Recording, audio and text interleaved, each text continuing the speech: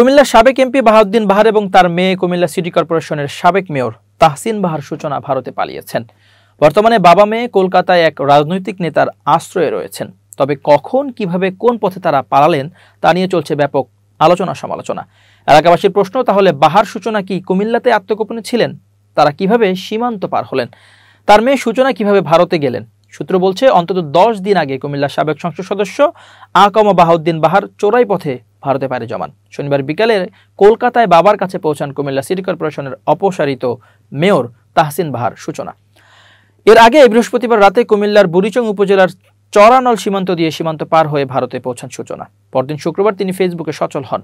নির্ভরযোগ্য সূত্র থেকে এসব তথ্য জানা গেছে। সূত্রটি জানায়, কুমিল্লার ব্রাহ্মণপাড়ার শশীদল ইউনিয়নের একজন হুন্ডি ব্যবসায়ীর মাধ্যমে অর্থের বিনিময়ে সীমান্ত পার হন তাহসিন বাহার সূচনা।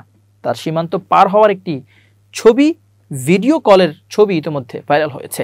ভিডিও কলে সন্দেহভাজন পাচারকারীর নামও রয়েছে। ভারতের বক্সগঞ্জে একদিন থাকার পর শনিবার বিকালে কলকাতায় পৌঁছান সূচনা। সেখানে এক রাজনৈতিক নেতার তত্ত্বাবধানে অবস্থান করছেন কুমিল্লার সাবেক এমপি বাহার। প্রতিদিন 10,000 রুপি চুক্তিতে গত 8-10 দিন ধরে আছেন তিনি। নির্ভরযোগ্য সূত্র এমনটাই জানিয়েছে। জানা গেছে, ব্রাহ্মণপাড়ার শশীদলের যে হুন্ডি ব্যবসায়ীর মাধ্যমে সূচি সীমান্ত পার হয়েছিলেন, তিনি এক প্রভাবশালী আওয়ামী লীগ নেতার ঘনিষ্ঠ। সীমান্ত পার হওয়ার দিন সূচি কুমিল্লা শহরের একটি বাড়িতে অবস্থান করেছেন বলে গুঞ্জন রয়েছে।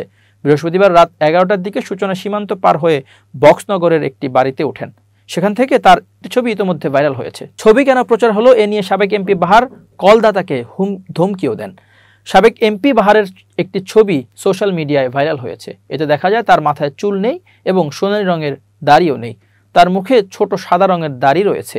এমপি বাহার ও তার মেয়ে সূচির গন্তব্য এখন কোথায় হবে তা নিয়ে রয়েছে গুঞ্জন। তবে সূত্র বলছে তারা লন্ডন যাওয়ার চেষ্টা করছেন। তাদের লক্ষ্য যে কোনোভাবে লন্ডনে পাড়ি দেওয়া।